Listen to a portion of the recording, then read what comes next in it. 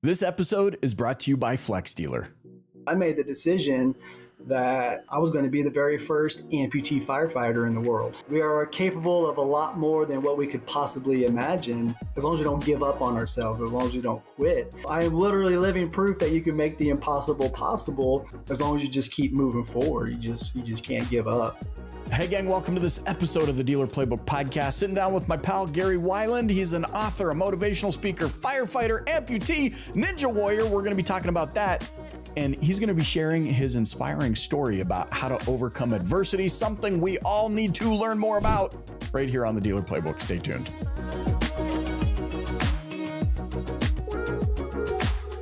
Gary, my man, thanks so much for joining me on the Dealer Playbook. Yes, sir. Thank you for having me, brother. So I think let's just set the table here so that everybody understands the context. From what I understand, you went in for just knee surgery, and then you wake up and the doctors have some news for you. Yeah, not exactly like that, but it was a process. 2011, I became a firefighter. And then, years and years of basketball wear and tear on the old knees got rid of all that cartilage. So I had to have a partial knee replacement in 2016. So 5 years into my firefighting career, I had a partial knee replacement, and then had some complications from that. Over the next few months, my knee would swell and go down and swell and go down, and couldn't quite figure out what was going on. Eventually, it figured itself out. Swelling went down, got back on the job, no big deal. And then 2018, actually it was about 2 years later, is when tragedy struck my life. So I was actually playing football, doing really well with my family, running down the field, scoring a bunch of touchdowns. And then my knee started to swell up, and I hadn't felt that for almost 2 years at that point. And I knew exactly what it was. It's like, oh man, I felt this before. Unfortunately, it got to the point within minutes, swelling to about the size of a bowling ball. Oh, and it was pretty painful. And that's when I had to get rushed to the ER, and they knocked me out, and then went into the operating room, and that's when the magic happened, right? They they finally figured out what the problem was, and ended up part of that hardware was cutting into my popliteal artery, so I actually cut off all the blood flow to my foot. So the doctor spent about 13 hours trying to restore that blood flow to my foot. Unfortunately, they couldn't, and so it was. They woke me up the next day, kind of told me what was happening, did some more surgery, tried to do some bypasses and everything they could. And then ultimately they said, look, this is not coming back. We need to amputate your leg. And I don't remember everything that happened during those couple of days because I was on some pretty heavy pain meds. But apparently I told them to go ahead and take it from me, and then I was going to figure it out from there. But yeah, it was a pretty rough time in my life and my family's life, that's for sure. Wow. At what point? And I say obviously everything with reverence and respect to the situation, but I'm curious, at what point from there do you make the decision that this experience will not overtake my life? I will use it as rocket fuel. Yeah. So that's a whole process, right? Like none of that happens quickly. Losing a limb, honestly, is like losing a close family member, like a spouse. So there's a grieving period, there's loss, there's acceptance, all that kind of stuff. And so it was for me, it was short. A lot of people, it's a lot longer, no matter kind of what they're grieving. Something that my kids actually kind of broke me one day because, growing up, teaching my kids that everything happens for a reason. We're a very faithful family. We're like, yes, everything happens for a reason. There's a purpose for things, good or bad. And after my leg was amputated, I couldn't be a firefighter anymore. I couldn't even walk, right? So my athleticism, my firefighting career, my entire life was flipped completely upside down in a moment. And so I was trying to process a lot of things. And so I was pretty miserable. I was depressed. I was angry, frustrated, and so hated a lot of things and people and God. And you better believe it, why did this happen to me? I'm a firefighter. I put myself through fire academy and EMT school because I wanted to serve my community. I wanted to help people. I've been given certain gifts in my life, physically and mentally. I really thought that this was what I was born to do, and now it's taken from me. So it was really rough, those first few weeks. Like I said, it happened quicker for me than it did a lot of people because of my children. I guess they had enough of my attitude one day, and they're like, Dad, you always preach to us that everything happens for a reason, and now this has happened to you. So why did this happen? And so it kind of, it forced me to. And they use the preach word, dude. They use you preaching to us. You're like, dang it. Right. And I thought, why did I tell you that? Right. Now, they've put it back on me. And so I did some self-reflection, and I realized that they were right.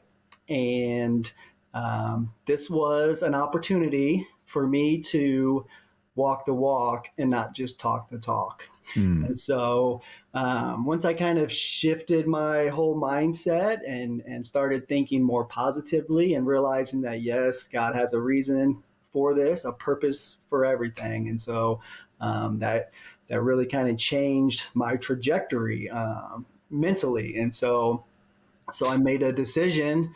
And it's important to realize that we have choices that we make every day, and they all have consequences. And so I made the decision that I was going to be the very first amputee firefighter in the world.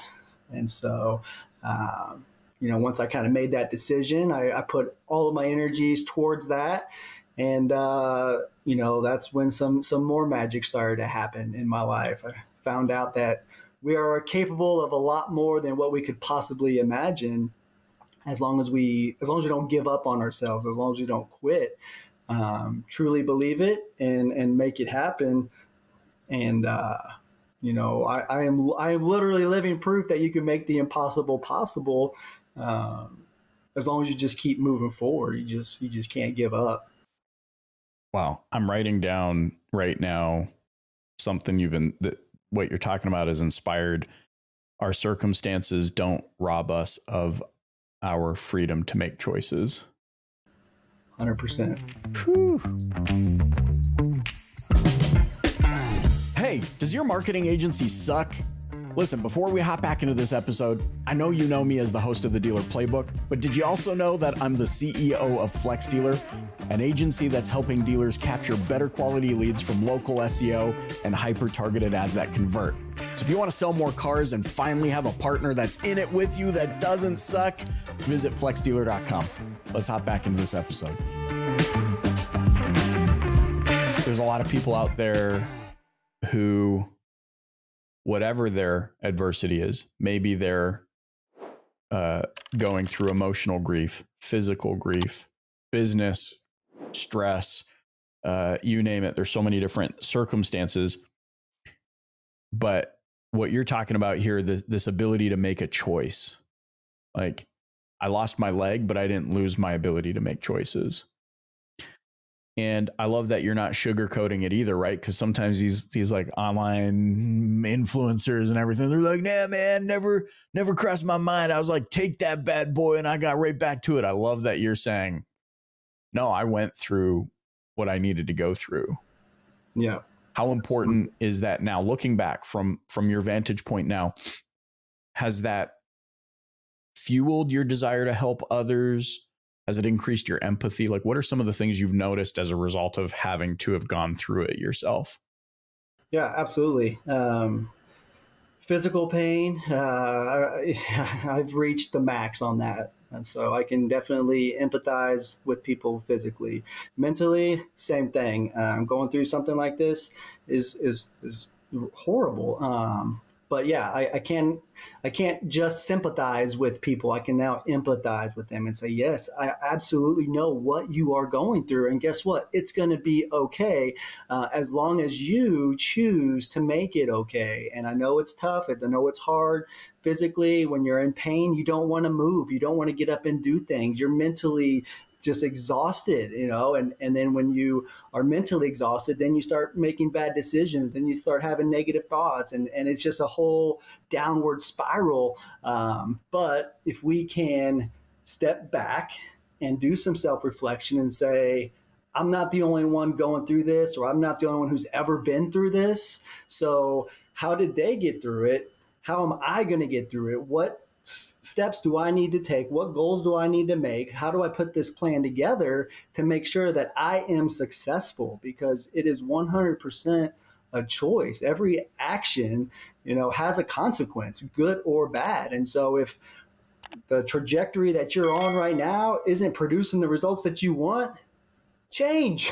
Like, it's just common sense. Like, you can't do the same thing over and over again and expect different results, right? And so you don't have to reinvent the wheel. Like, Google's out there, internet, YouTube. Like, how do other people get through these things? How do other people be happy? And so that's kind of where I'm at. Yeah. I can go in, I can help. I go to hospitals, I go to schools, I go to business conferences, and I talk about this idea of overcoming obstacles, overcoming challenges. But we do that by keep moving forward. This my brand here, A&O. This is me. I designed this when I was getting back to being a firefighter. When I made that choice, right? When I decided that this was not going to beat me, that I was going to be an amputee firefighter, there was a lot that went into that. So guess what? Now I had to pull hose with one leg, right? I don't have any agility on this ankle. I don't have an ankle, right? And when I'm standing on a pitched roof, right? I had to adapt. I had to change the way that I was doing things. But guess what? I could still do things. I could still fight fire. I just had to change a little bit. And so that's where the adapt came in. And then I had to overcome this unbelievable challenge, not only physical, but mental challenge of climbing ladders and pulling, 200-pound guys down, off of roofs. And, as physically challenging as it is mentally challenging too, because it's like,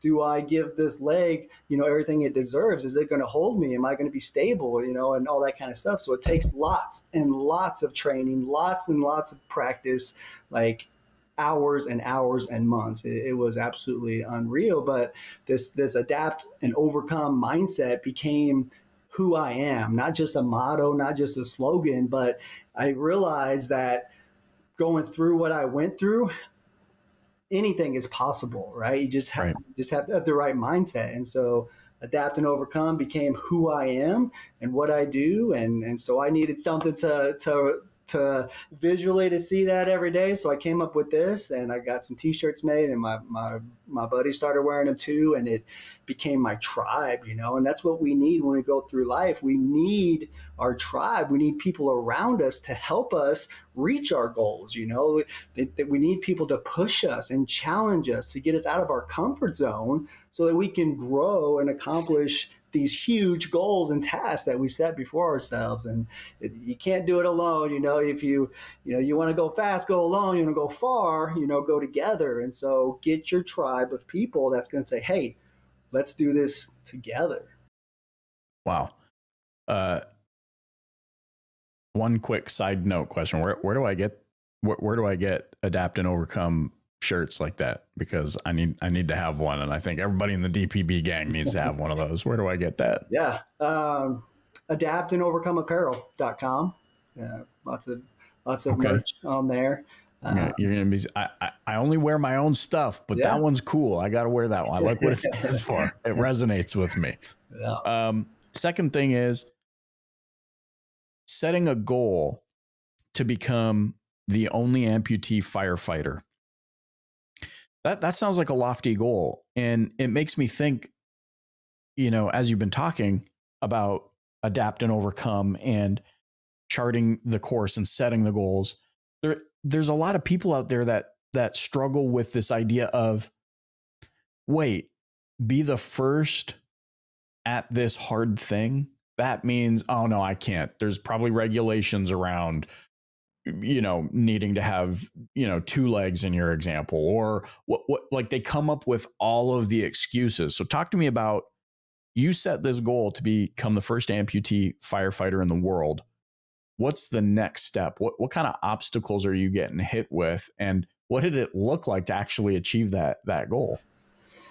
Yeah. So first of all, anything, anything worthy, right? Anything worth having, it's going to take a lot of work, right? Things just don't come easy. Things that come easy aren't really worth a whole lot, right? And so whenever you put some big lofty goals like that in front of people, human nature, just like you question yourself and myself about things, when people hear big things, they're going to be negative and question it. And so I was hit with some resistance. I had to talk to my fire chief, ended up having to talk to city manager, the city council, the mayor. Wow. This was a lot of meetings, and I wouldn't say, it wasn't resistance. And, honestly, I think part of that was because of my character. I'd been a firefighter for 7 years before this happened. And during those 7 years, I was an upstanding, firefighter, didn't cause any problems, helped, volunteered, did different things. And, I think that if I was the opposite, maybe there wouldn't be so much support. But in Denton, everyone was super supportive, and there's lots of questions. How are we going to do this? Has this happened before? How do we move forward? What are the limitations? What are liabilities? Like you name it, I was hit with it, and I didn't know. And what was amazing was I set this goal for myself, and I wasn't going to take no for an answer. But along the way, I found out that I wasn't going to be the very first firefighter amputee. There were about 4 other ones around the world. And so I started tapping into their knowledge, their resources, contacted them and said, how did you do it? A couple of them were volunteers, but, 2 of them worked for a city. So I thought, okay, you've been through it. So how did you go through it? What do I need to do? And so we worked together, and it was a little bit of a lengthy process, but I'm very happy to say that 10 months and 6 days, but who's counting, right? 10 months and 6 days following my leg amputation, I was back on the fire truck, full duty firefighter with no restrictions. Unreal. That is incredible. I love it. I mean, it coincides with, just who I know you are. I mean, we don't know each other incredibly well, but I know of you. I know your faith system. I know, some of the things that make your family tick. I know your kids, that sort of a thing. But it coincides with the quote on the homepage of your website, which says everyone goes through adversity, which is true. We know we all do. How you respond to that adversity determines your character. 100%. Like the adversity doesn't define you. How you go through the adversity, how you adapt and overcome to the adversity is what defines who you are. Yes, sir. Yes, sir. And to me, that always brings that pivotal daily question. Like, who do I choose to be today? Like, who am I? Am I just Michael? No, that's a name that was assigned to me, but who am I? And I think that is what resonates with me about your message. It's like, well, who are you? Yeah. You were born for greatness. Find your purpose. You've got talents and gifts that you've been given, you were born with. Couple that with your passion, and you can accomplish literally anything you set out to do. Like, there is no one stopping you except for you. Right. Yeah. Now we fast forward just a few months ago, as if being a full-fledged firefighter again in 10 months and 6 days, who's counting, isn't enough. Next thing I see on your Facebook, you're posting about how you're an American Ninja Warrior, and I'm like, what? Yes, sir. And it was, dude, it was inspiring and awesome to see not only you doing that thing, because by the way, side note, it helped.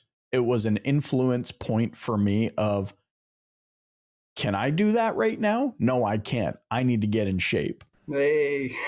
So hitting the gym 6 days a week and changing the way I eat and feeling better and all these sorts of things. You never really know the impact you have on somebody else's life until something like this happens, where I get to verbalize it and say, hey, 100% of the credit, maybe not, but there was definitely an impact point there watching you do that. But the other inspiring thing was seeing, I think it might've been your oldest boy or your second oldest, somebody was with you and watching them like just so overjoyed on TV. Yeah. With you absolutely crushing it. Yeah. Tell me about that process, because it sounds like if maybe I got it wrong, but it sounds like you just set a goal and then you did it. You didn't take no.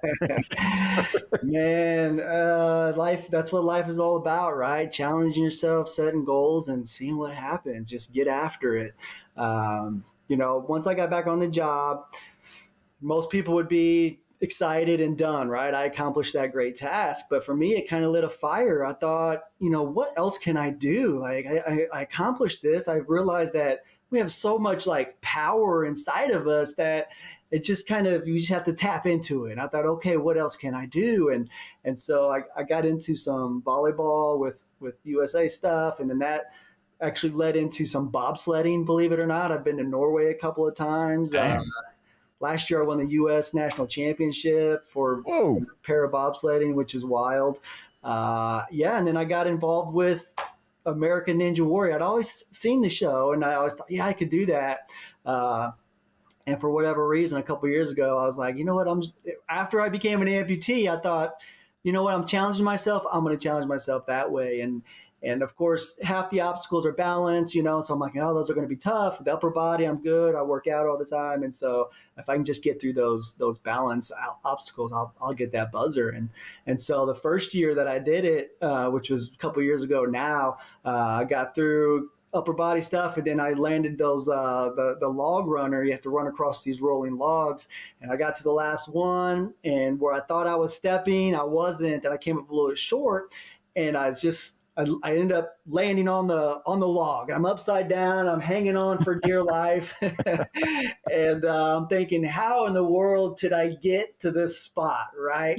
And, and what's funny is I speak all over the country. And in the moment, I wasn't thinking about this. But, I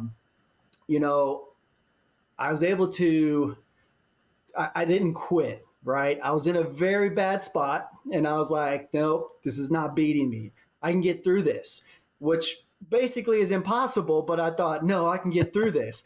And so I managed to get my foot back to the log behind me, and I twisted myself back up on top, and then I pushed myself up, and that was it. Like, just all my energy was gone, and my son was excited. He was happy, and everybody was like, dude, that was crazy to just get to that point.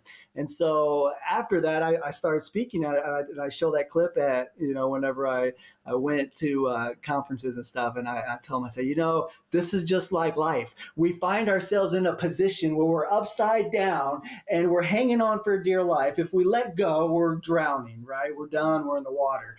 But I didn't quit. I didn't give up. Same thing, no matter what you're going through in personal life, work, it doesn't matter.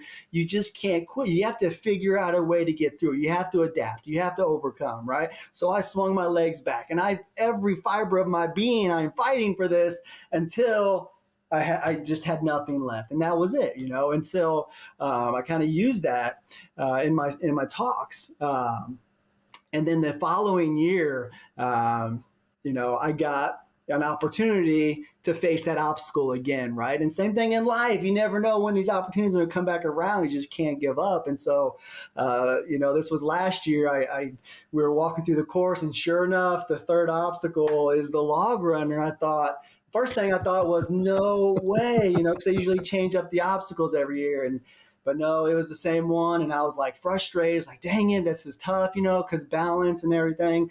And thought, no, this is not beating me this year. And I was laser focused, and I got up there, got through the first 2 obstacles, which those were tough in and of themselves. But then I got to that log runner again. I was laser focused, boom, boom, boom, boom. And I found myself once again hanging onto that log for dear life. And I thought, no, how did I get here again? This cannot be happening. But instantly I thought, no, this is not beating me again. I am getting through this. And it took me a few seconds to gather myself and get myself mentally ready for this. And, to be honest, I did say a little prayer, and all of a sudden I find myself doing some type of flying burpee, and I cleared the obstacle. And I don't know what happened after that. It's almost like the world just stopped spinning because the crowd went nuts. And I mean, it was insane, dude. It was insane. You say flying burpee, you turned into a flying squirrel, dude. You like flew.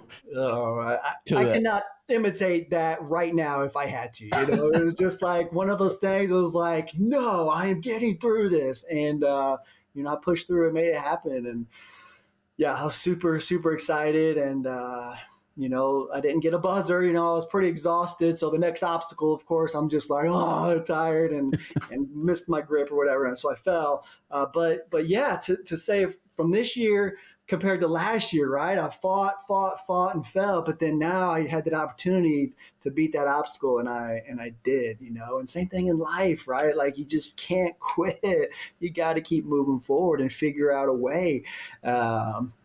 It might seem impossible, but obviously it's not. You can make it happen. And I'm happy to say I get to go back on the show again this year. So we'll see what happens. That's awesome. Keep it moving. Man, I love this conversation. Thank you so much for sharing this with me, with the DPB audience. It means a lot. It's always awesome to be around people who understand what you said earlier, that we were born for greatness, and there's so much power inside of us. So I just want to thank you for being someone who's out there sharing that message with the world. How can those listening or watching today, how can they get in touch with you, learn more about you, and maybe have you come and speak to their organization? Sure. You can go to my website, www.garyweiland.com. I'm on Facebook, Instagram, LinkedIn. Find me anywhere on there. Happy to come speak. Whatever you need me to do. Encourage, inspire. I enjoy helping others go through difficult times. Love it, man. Gary Weiland, thanks so much for joining me on the Dealer Playbook Podcast. Yes, sir. Hey, thanks for listening to the Dealer Playbook Podcast. If you enjoyed tuning in, please subscribe, share, and hit that like button. You can also join us and the DPB community on social media. Check back next week for a new Dealer Playbook episode. Thanks so much for joining.